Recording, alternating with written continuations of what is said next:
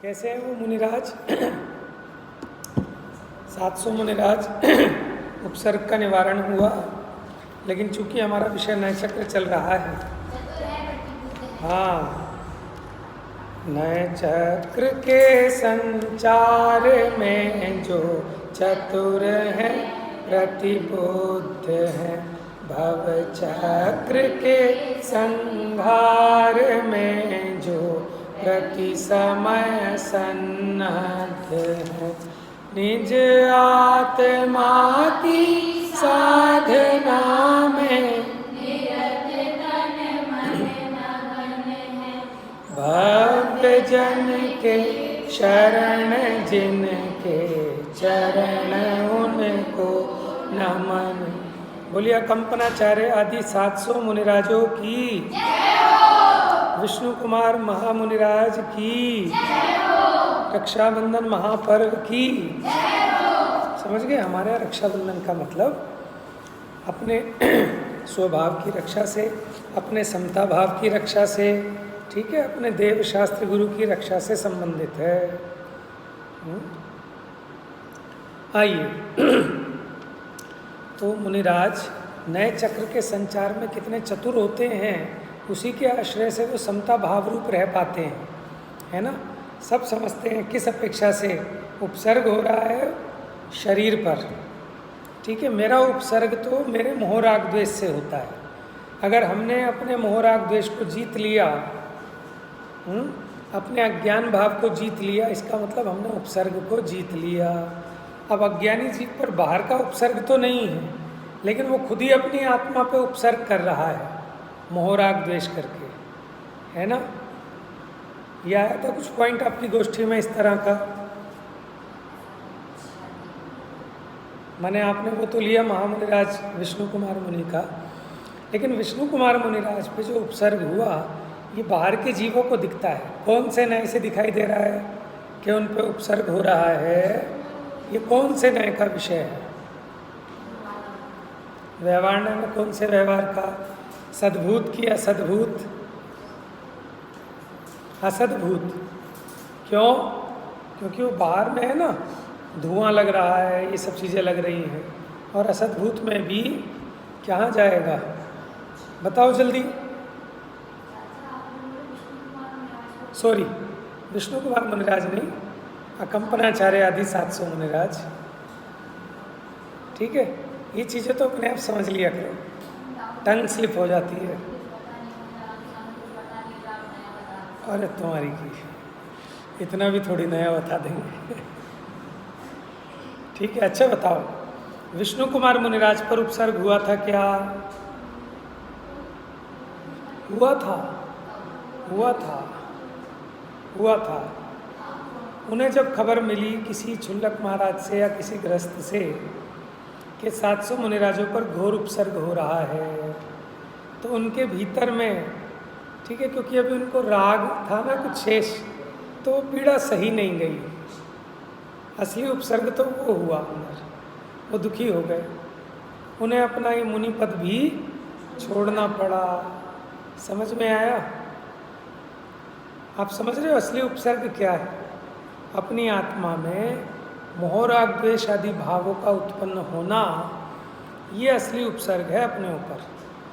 और ज्ञानी भेद विज्ञान के बल से समता भाव रूप रहकर उस उपसर्ग को जीत लेते हैं। बात समझ में आई?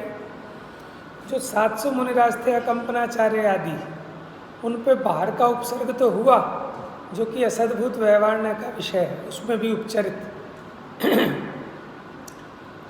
लेकिन जो सद्भूत व्यवहार का विषय है अथवा निश्चय नय का विषय है, ऐसे वो उस माने उस भाव से उन्होंने द्वेष नहीं किया।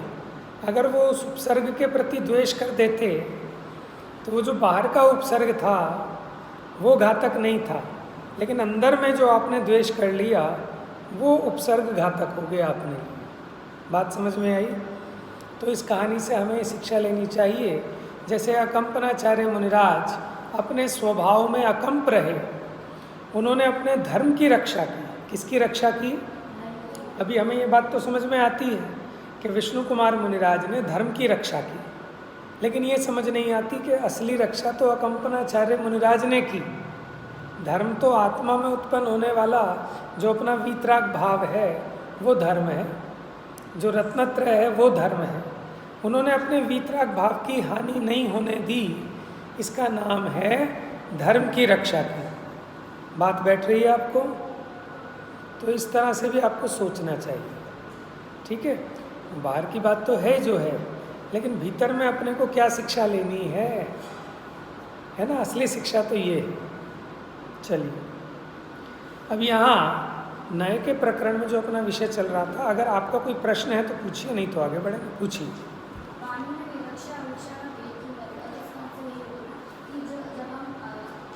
वस्तु अनंत धर्मात्मक है, तो हम सभी धर्मों को एक साथ वाणी में नहीं कह सकते।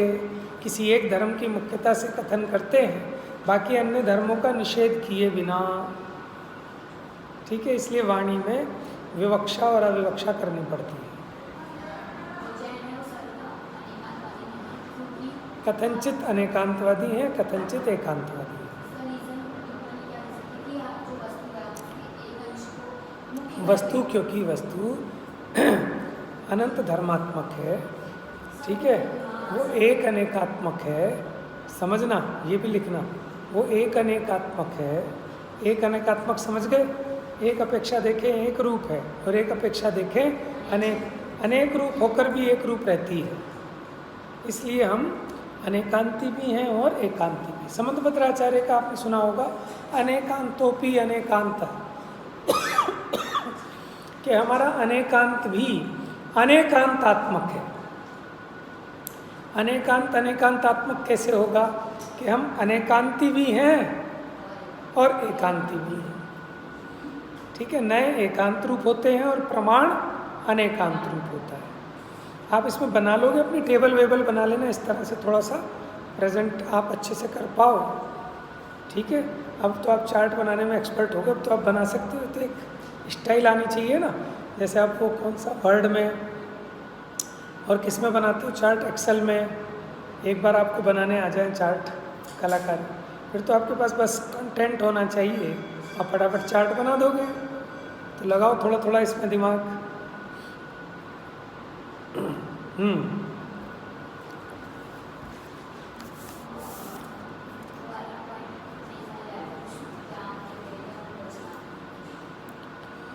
देखो, श्रुत ज्ञान स्वार्थ भी होता है और परार्थ भी होता है, ठीक है। यानी बाकी सारे ज्ञान तो जानने रूप होते हैं, लेकिन श्रुत ज्ञान में दूसरे को समझाने वाला काम इस श्रुत ज्ञान में होता है।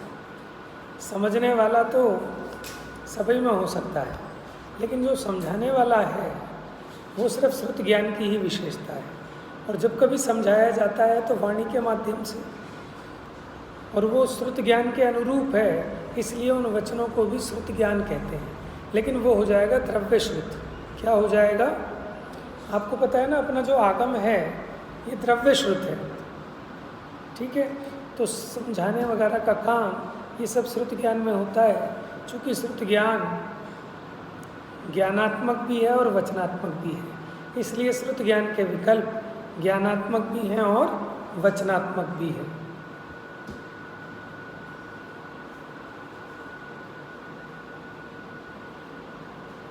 आगे का पढ़ा आपने, समझ में आ गया होगा।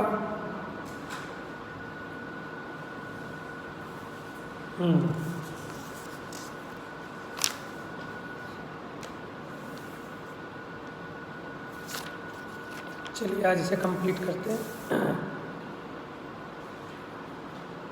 कार्तिक की अनुप्रेक्षा का समझ में आया। पदार्थ कैसा है? नाना धर्मों से युक्त। नाना धर्मों से युक्त है तो बाबा धर्मों से युक्त भी होगा। नाना धर्मों से है तो बाबा धर्मों से भी है क्या? दादा धर्मों से।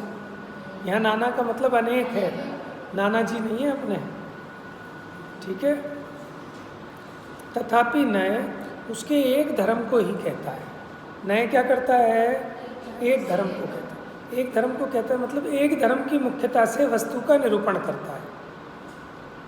जैसे नींबू खट्टा है, ठीक है। अब आप उसमें नींबू भी आपके पकड़ में आना चाहिए, अकेले खट्टे से काम नहीं चलेगा, लेकिन ये खट्टा किसका है? नींबू का। तो तब वो कहेंगे कि एक धर्म की मुख्यता से वस्तु को जाना। बात समझ में आ रही है?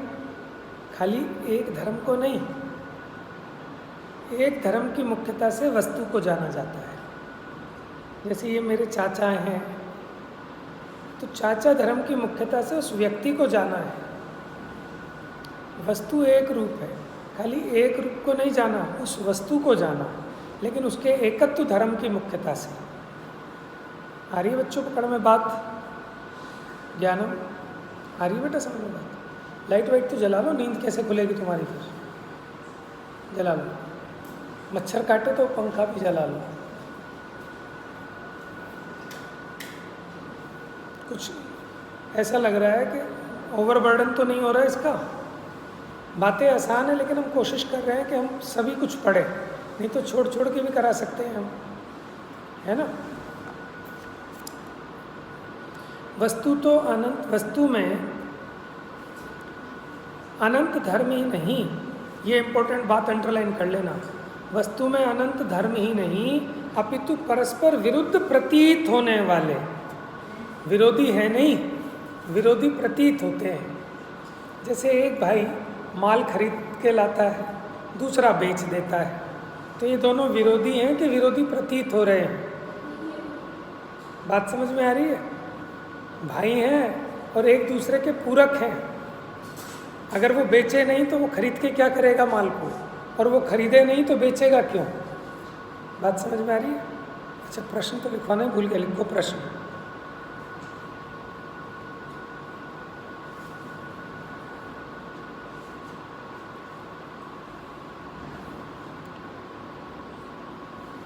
लिखो धर्म युगल।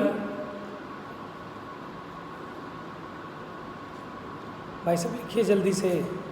धर्म युगल, जब मैं आगे बढ़ जाऊंगा फिर आप पीछे का पूछोगे। धर्म युगल परस्पर विरोधी हैं या पूरक, स्पष्ट करें।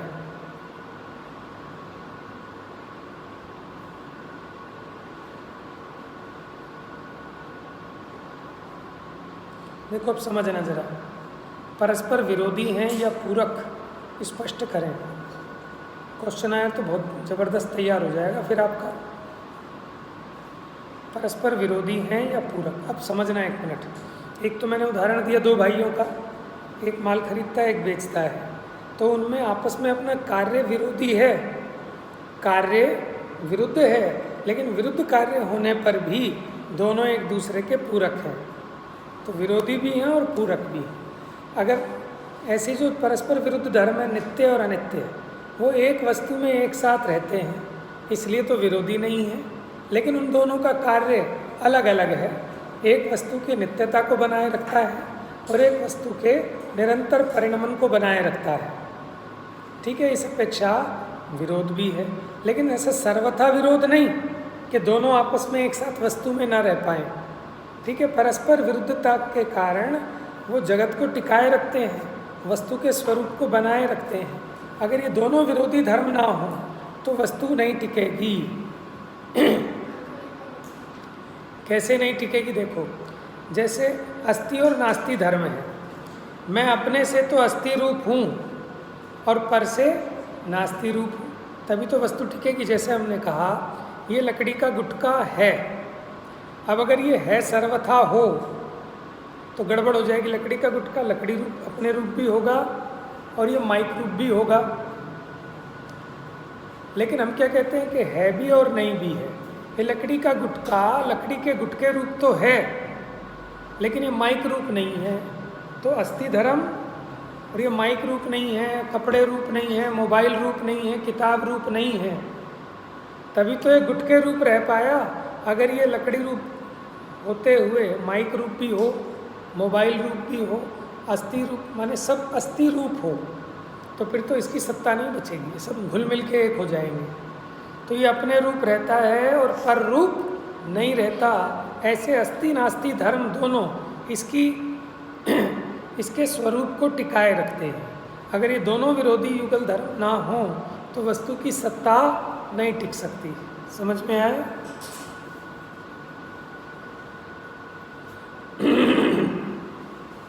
तो ये स्पष्ट करके लिखना पड़ेगा। इन दोनों धर्मों के एक साथ रहने में कोई विरोध नहीं है वस्तु में, और ये दोनों आपस में वस्तु के स्वरूप को बनाए रखते हैं, इसलिए विरोधी प्रतीत होने पर भी वास्तव में ये एक दूसरे के पूरक हैं। इनमें सर्वथा विरोध नहीं है, कथनचित विरोध है, कथनचित अविरोध है। इसको स्पष्ट कर लोगे?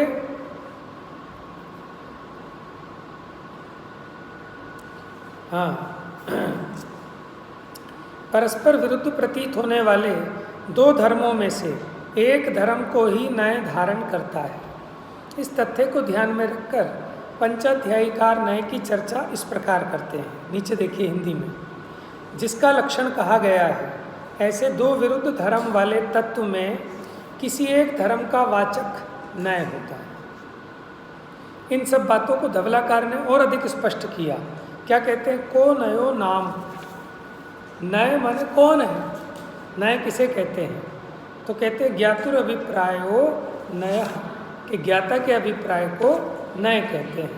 अभिप्राय इत्यस्य को अर्थः, ये प्रश्न लिख लो, अभिप्राय का क्या मतलब है? अभिप्राय इसका क्या अर्थ है? देखिए उत्तर, प्रमाण से गृहीत वस्तु के, इसको अच्छे से याद कर लेना, प्रमाण से गृहीत वस्तु के एक देश में वस्तु का निश्चय ही अभिप्राय है। ये सबसे इम्पोर्टेंट बात है। वस्तु के एक देश में वस्तु का निश्चय, जैसे हमने कहा नींबू खट्टा है, तो खट्टे पने में आपने पूरे नींबू का निश्चय कर लिया ना, ये आपका अभिप्राय है। अभिप्राय समझ गए कि उसको जानने का आपका क्या कहेंगे उसको, ऑब्जेक्टिव, उद्देश्य, उसको भी तो अभिप्राय कहते हैं। नजरिया माने यहाँ नए कोई अभिप्राय कह रहे हैं एक तरह से। हाँ, मोटे, अच्छा मोटिव, मोटे मोटे क्या कह रही है? मोटिव, ठीक है, गुड, समझ गए आप। अभिप्राय याद हो गया सबको? किसने कहा? ये धवलाकार कहते हैं, वीरसेन स्वामी। अभिप्राय क्या है? वस्तु के एक देश में वस्तु का निश्चय ही अभिप्राय है।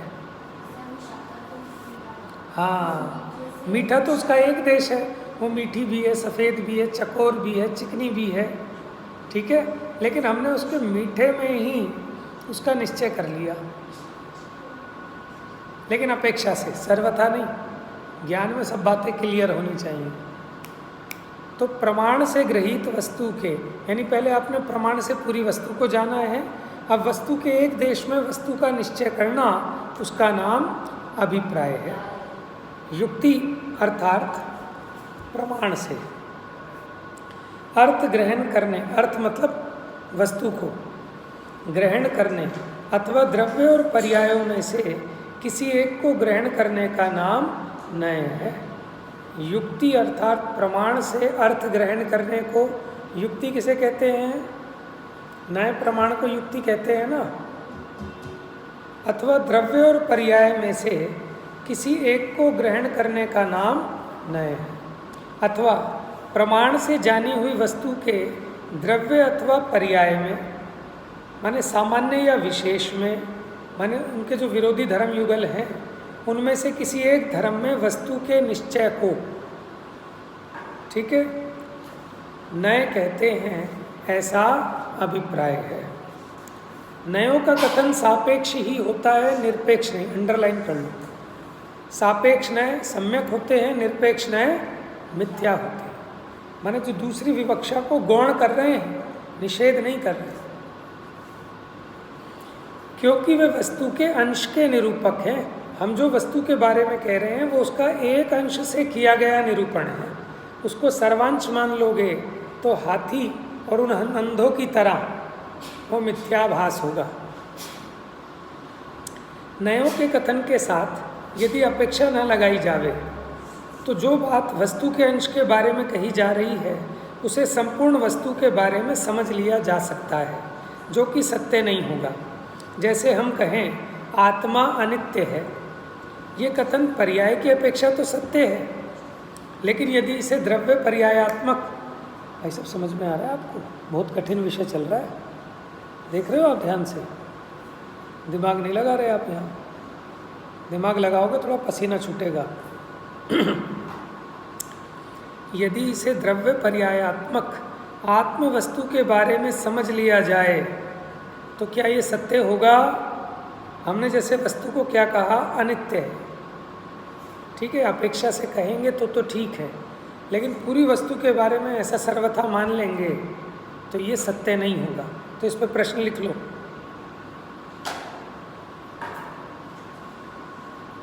नयों का कथन सापेक्ष ही होता है, निरपेक्ष नहीं। क्यों? लिखिए, नयों का कथन सापेक्ष ही होता है, निरपेक्ष नहीं, क्यों? ये पैराग्राफ में से लिखोगे आप, अंडरलाइन कर लेना इसको। देखो, इसीलिए कहा है निरपेक्षा नया मिथ्या सापेक्षा वस्तुते अर्थकृत। ठीक है, निरपेक्ष नए मिथ्या होते हैं, सापेक्ष नए सार्थक होते हैं, सम्यक होते हैं। ते सावेक्षा सुनया निर्वेक्षा ते विदुन्नया होंती। देखो, सापेक्षा माने जो सापेक्ष होते हैं वो सुनय होते हैं, और जो निरपेक्ष होते हैं वो दुर्नय होते हैं। अंडरलाइन कर लेना। निरूपण करने वाला, और क्या, ज़्यादा भी गहराई में क्यों जाते हैं?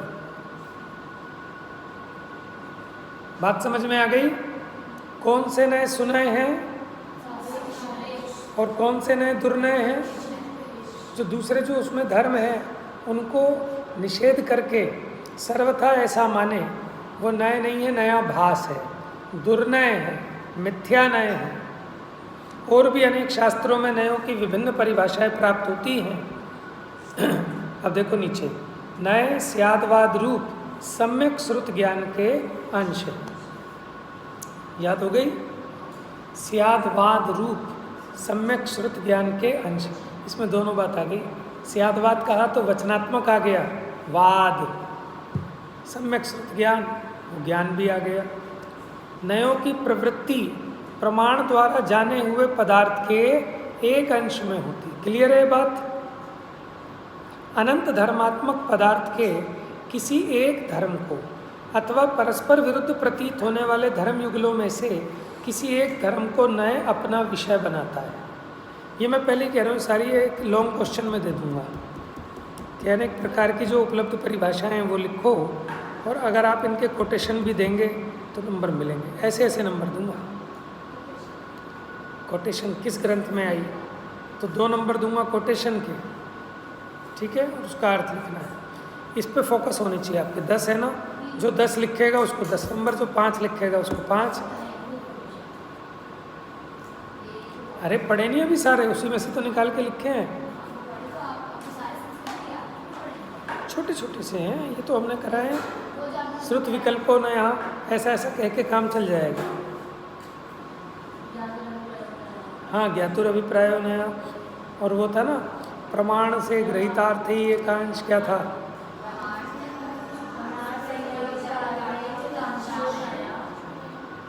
बहुत कुछ किया है आपने, आप अपने को हल्के में मत लो।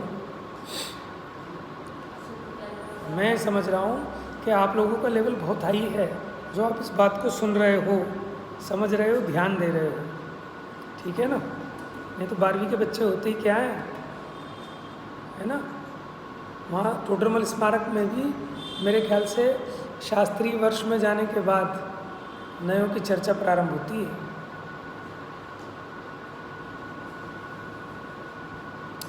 देखिए, वस्तु के किस धर्म को विषय बनाया जाए, माने किस धर्म को मुख्य किया जाए, ये ज्ञानी वक्ता के अभिप्राय पर निर्भर करता है। ठीक है, वक्ता कैसा होना चाहिए? ज्ञानी। नए ज्ञानी के ही होते हैं, अज्ञानी के नहीं होते। ज्ञानी वक्ता जिसको विषय बनाता है उसे विवक्षित, ये माने ये कुछ पारिभाषिक शब्द हैं, सारी परिभाषा नहीं, परिभाषाएं तो 2-3 ही आएंगी हैं। बाकी विवक्षित किसे कहते हैं? नयों के कथन में विवक्षित धर्म मुख्य होता है और अन्य धर्म गौण होते हैं। नए गौण धर्मों का निराकरण नहीं करता उसके संबंध में, ठीक है, जो इम्पोर्टेंट पॉइंट आए ना वो हैं, ये फैक्ट्स हैं। नए ज्ञानात्मक भी होते हैं और सापेक्ष नए ही सम्यक नए होते हैं, निरपेक्ष नए नहीं। जिन नयों के प्रयोग में उक्त तथ्य ना पाए जाएं वे नए नहीं है, नया भास है। अभी जो नयों की प्रमाणिकता है बहुत आसान टॉपिक है कि नए प्रमाण है अप्रमाण है। बताओ, ये जो नए हैं ना तो ये प्रमाण है और ना अप्रमाण है, ये क्या है? प्रमाण का एक देश है, क्योंकि प्रमाण के अंश को नए कहते हैं ना। श्रुत ज्ञान प्रमाण है, श्रुत ज्ञान का अंश वो नए है। जैसे समुद्र की एक बूंद समुद्र है कि असमुद्र है, अगर उसे समुद्र मानोगे तो फिर वो तो बहुत सारे समुद्र हो जाएंगे उस समुद्र में, तो इसलिए वो समुद्र नहीं है। और उसे असमुद्र मानोगे तो वो बूंद बूंद से मिलकर समुद्र बना है, तो फिर वो असमुद्र ठहरेगा पूरा का पूरा। तो ना तो वो समुद्र है और ना असमुद्र है, वो क्या है? समुद्र का एक देश है। क्या है? तो नए भी प्रामाणिक है, क्योंकि प्रमाण ज्ञान का अंश होने से नयों की प्रामाणिकता भी असंदिग्ध है। बस ये बात चलेगी इस चैप्टर में। देखिए, वस्तु स्वरूप के अधिगम। कितने बजे जाना है आपको? 4 जने, रोज वाले टाइम पे जाना है।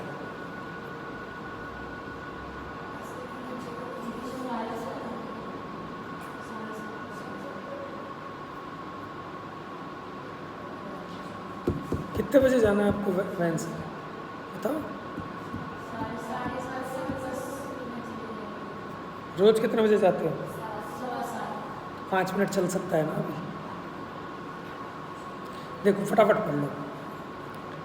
वस्तु स्वरूप के अधिगम और प्रतिपादन में नयों का प्रयोग जैन दर्शन की मौलिक विशेषता है। अन्य दर्शन प्रमाण को तो मानते हैं, लेकिन नए किसी के यहाँ नहीं है। ये नए जैन दर्शन की मौलिक विशेषता है, अंडरलाइन कर लेना। अन्य दर्शनों में नए नाम की कोई चीज़ नहीं है, प्रमाण की चर्चा तो है। जैन दर्शन में तत्वार्थों के अधिगम के उपायों की चर्चा में प्रमाण नैर अधिगमः, तत्वार्थ सूत्र में कहा ना, प्रमाण और नयों से तत्वों का अधिगम होता है। अब प्रश्न है कि नए प्रमाण हैं या अप्रमाण हैं। यदि अप्रमाण हैं तो फिर उनके प्रयोग से क्या लाभ, और यदि प्रमाण हैं तो फिर वो प्रमाण से भिन्न हैं या अभिन्न है। यदि अभिन्न है तो फिर उनके अलग उल्लेख की क्या आवश्यकता, और अगर भिन्न है तो वो फिर अगर जो नए प्रमाण से भिन्न हैं तो वो तो अप्रमाण ठहरेंगे। तो इसी में प्रश्न है, इन प्रश्नों के समाधान आएंगे उत्तर में, इसी में से प्रश्न लिख लेना। तो आचार्य विद्यानंदी कहते हैं न प्रमाणम प्रमाणम अनुष्टुप है क्या? न प्रमाणम प्रमाणम वा नयो ज्ञानात्मको मतः स्यात् प्रमाणिक देशस्तु सर्वथाप्य विरोधता। नए ना तो अप्रमाण है और ना प्रमाण है, लेकिन कैसे हैं? ज्ञानात्मक है, इसलिए प्रमाण का एक देश है, इसमें किसी प्रकार का विरोध नहीं है। ये छंद याद कर लेना इसका, ये सफिशिएंट है इस पूरे चैप्टर में, और नहीं कराऊंगा। पंडित सिद्धांत आचार्य कैलाश चंद जी लिखते हैं कि नए प्रमाण से भिन्न है तो वो अप्रमाण हुआ, क्योंकि प्रमाण से भिन्न अप्रमाण ही होता है। एक ज्ञान प्रमाण भी ना हो और अप्रमाण भी ना हो, ऐसा तो पॉसिबल नहीं है, क्योंकि किसी को प्रमाण ना मानने पर अप्रमाण मानना होगा और अप्रमाण ना मानने पर प्रमाण मानना होगा। क्योंकि आप 2 चीज़ें बता रहे हो हमको, प्रमाण और नए, तो अभी पूछ रहे हैं ये अलग अलग हैं कि एक है। अगर अलग अलग है तो नए प्रमाण से भिन्न हुए तो नए हो गए अप्रमाण, और अप्रमाण को हमें क्यों समझा रहे हो? और अगर ये एक हैं तो फिर नए की चर्चा क्यों कर रहे हैं? तो प्रमाण ही हो गए। तो हम ये कह रहे हैं कि ये भिन्न है प्रमाण से, फिर भी अप्रमाण नहीं है, प्रमाण का एक देश है। आ रही कितनी बात समझ में? नहीं आ रही? इतनी तो मेहनत कर ली मैंने इस पर, कंसंट्रेशन नहीं है आपका। समुद्र की उसका उत्तर देते हुए ग्रंथकार कहते हैं कि प्रमाणता और अप्रमाणता के सिवाय एक तीसरी गति भी है। अब क्या समझते हैं? अंधकार नहीं होगा तो प्रकाश होगा, प्रकाश नहीं होगा तो अंधकार होगा। लेकिन आपको पता है आलोकाकाश में न प्रकाश है न अंधकार है, एक कोई तीसरी अवस्था है। समझ रहे हैं? ऐसे ही प्रमाण है, प्रमाण के सिवाय एक तीसरी गति है, वो है प्रमाण एक देशता। प्रमाण का एक देश बना। प्रमाण का एक देश ना तो प्रमाण कह सकते उसको, ना अप्रमाण कह सकते, क्योंकि वो तो सर्वथा उससे भिन्न भी नहीं है, सर्वथा अभिन्न भी नहीं है। देश और देशी में, अंश और अंशी में कथनचित भिन्नता मानी गई है। देखो समुद्र के उदाहरण से स्पष्ट हो जाएगा इसमें। देखिए नीचे, स्व और अर्थ का निश्चायक होने से नए प्रमाण ही है। क्यों एक तरफ से प्रमाण कह रहे हैं, इसको अप्रमाण नहीं है? क्योंकि ये स्व और अर्थ का निश्चय कराने वाला है, इसलिए प्रमाण ही है। ऐसा कहना ठीक नहीं है, क्योंकि स्व और अर्थ के एक देश को जानना नए का लक्षण है। क्या कह रहे हैं? ये स्व और अर्थ को पूरा नहीं जानता, उसके एक अंश को जानता है, इसलिए प्रमाण नहीं है। वस्तु का एक देश ना तो वस्तु है और ना अवस्तु है। इस पैराग्राफ को ध्यान से सुनना। जैसे समुद्र की एक बूंद को ना तो समुद्र कह सकते और ना असमुद्र कह सकते। यदि समुद्र का एक अंश समुद्र कहें तो फिर बाकी जितना बचा वो असमुद्र हो जाएगा। बात समझ में आ रही है? समुद्र है ना, अगर उसकी एक बूंद को समुद्र कहें तो बाकी जो कुछ है वो असमुद्र हो जाएगा। और यदि समुद्र का प्रत्येक अंश को समुद्र माने तो फिर उस एक समुद्र में बहुत से समुद्र हो जाएंगे। ऐसी स्थिति में समुद्र का ज्ञान कहाँ से होगा? जैसी अंशी वस्तु में प्रवृत्ति करने वाले ज्ञान को प्रमाण माना जाता है, वैसे ही वस्तु के अंश में प्रवृत्ति करने वाला नय भी प्रमाण मानना चाहिए, वो भी प्रमाण स्वरूप ही है। प्रश्न लगाया, उक्त आशंका ठीक नहीं, क्योंकि जिस अंशी या धर्मी में उसके सब अंश धर्म गौण हो जाते हैं, उस अंशी में मुख्य रूप से द्रव्यार्थिक नय की ही प्रवृत्ति होती है। देखो जब हम समुद्र को देख रहे हैं, यद्यपि वो सब बिंदुओं से मिलकर बना है ना, पानी की बूंदों से मिलकर बना है, लेकिन अभी हम जब उसको समुद्र देख रहे हैं तो बूंदें नहीं दिखती, वो गौण है। हम समुद्र देख रहे हैं, द्रव्यार्थिक नय मुख्य है। और जब हम